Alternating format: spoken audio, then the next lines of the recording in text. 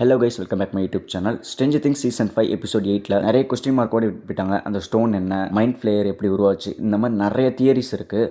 So அதை வந்து அவங்க ஃபுல் அண்ட் ஃபுல் ஒரு சால்வ் கொடுக்காமலே சீசனை ஃபுல்லாக முடிச்சிட்டாங்க. ஸோ நமக்கு கிடச்ச தியரி படி, நம்ம இது வரைக்கும் நோட் பண்ணி தியரி படி நம்ம அதை எக்ஸ்பிளைன் பண்ணலாம். நம்ம சேனல் ஃபஸ்ட் டைம் வந்திருந்தீங்கன்னா சப்ஸ்கிரைப் பண்ணியிருக்காங்க, லைக் பண்ணுங்கள், ஷேர் பண்ணுங்கள், கமெண்ட் பண்ணுங்கள். ஃபஸ்ட், இந்த ஸ்டோன் வந்து சாதாரண ஒரு கல் கிடையாது. இது upside down plus mind plus dimension power எல்லாத்துக்கும் ஒரு போடுற ரூட். ஃபஸ்ட்டு இந்த ஸ்டோன் வந்து எங்கேருந்து வந்தது? Pre upside down civilisation stone. Upside down உருவாகிறதுக்கு முன்னாடியே அங்கே ஒரு பழைய சிவிலைசேஷன் இருந்துக்கலாம். அந்த சிவிலைசேஷன் டைமென்ஷனை கண்ட்ரோல் பண்ண, மைண்ட் எனர்ஜியை ஸ்டோர் பண்ண, ரியாலிட்டியை பெண்ட் பண்ண, இந்த மாதிரி ஸ்டோன்ஸை பேட்டரி மாதிரி யூஸ் பண்ணியிருக்காங்க. அதனால தான் ஸ்டோன் அலை மாதிரி பல்ஸ் ஆகுது. ஹென்ரி தொட்ட உடனே பவர்ஸ் அபிலிட்டி ஆகுது. அடுத்து அந்த ஸ்டோன் வச்சிருந்த ஆள் கேட் கீப்பர் இல்லைனா வாட்ச். அந்த ஆள் upside down and humans world நடுவில் பேலன்ஸ் மெயின்டைன் பண்ணுறவனா இருக்கலாம்.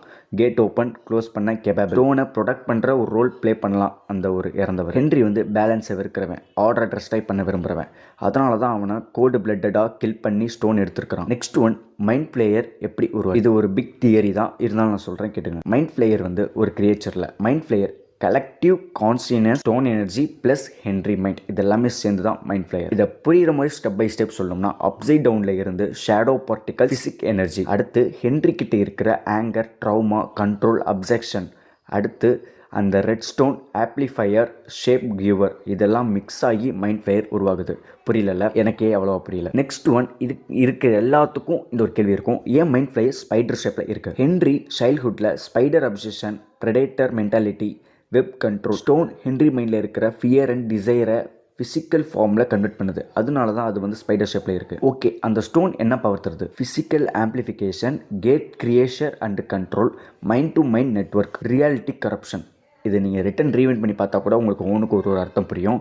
ஏன்னா எல்லாமே அந்த ஸ்டோன் பவர்ஸில் இருக்கிற எல்லாமே இது படத்துலேயும் யூஸ் பண்ணியிருக்காங்க. அதே மாதிரி வெக்கனா ஸ்ட்ராங்காக இருக்கிறதுக்கே அந்த ஸ்டோனை வச்சு தான். ஸ்டோன் இல்லாமல் இருந்தால் மைண்ட் ஃப்ளேயர் வீக் ஆயிரும். ஸ்டோன் இருந்துச்சுன்னா அது ஒரு நல்ல பவராகவே. ஃபைனல் ட்விஸ்ட் தியரி என்னன்னா, ஸ்டோன் டெஸ்ட்ராய் பண்ணினா mind flayer collapse, upside down unstable, Vecna powers gone. But stone destroy பண்ணினா human world and upside down merge permanently ஆகலாம். அதனால தான் 11 ரெசிஸ்டேட் ஆகுற எண்டிங் அந்த மாதிரி போய் முடிச்சிருக்காங்க. ஓவராலாக மைண்ட் ஃப்ளேயர் ஒரு மான்ஸ்டர் இல்லை, அது ஹென்ரியோட மைண்டுக்கு ஸ்டோன் கொடுத்த ஷேப். ஸ்டோன் டெஸ்ட்ராய் பண்ண மான்ஸ்டர் செட் ஆகும், ஆனால் ரியாலிட்டி இட் செல்ஃப் பிரேக் ஆகி. எனக்கு தெரிஞ்ச தியரி நான் வந்து எக்ஸ்பிளைன் பண்ணியிருக்கேன். இது உங்களுக்கு புரியுமா புரியல எனக்கே தெரில. நானே இந்த தியரி வந்து ஃபுல்லாக கலெக்ட் பண்ணும்போது எனக்கே அவ்வளோ புரியல. இருந்தாலும் நம்ம கிடச்ச தியரியே நம்ம வந்து கொண்டு வந்தோம்காண்டி தான் இதை நான் ஒரு யூடியூப் வீடியோவாக போடுறேன். ஒருவேளை இந்த வீடியோ உங்களுக்கு பார்த்தக்கப்புறம் நான் புரியலாம், நீங்கள் ரிட்டன் ரீவைண்ட் பண்ணி பாருங்கள். நான் சொன்ன வேர்ட்ஸ் எல்லாம் நீங்கள் கூகுளையோ இல்லை டைப் பண்ணி பாருங்கள். கண்டிப்பாக அதுலேருந்து உங்களுக்கு ஒரு சொல்யூஷன் கிடைக்கும்.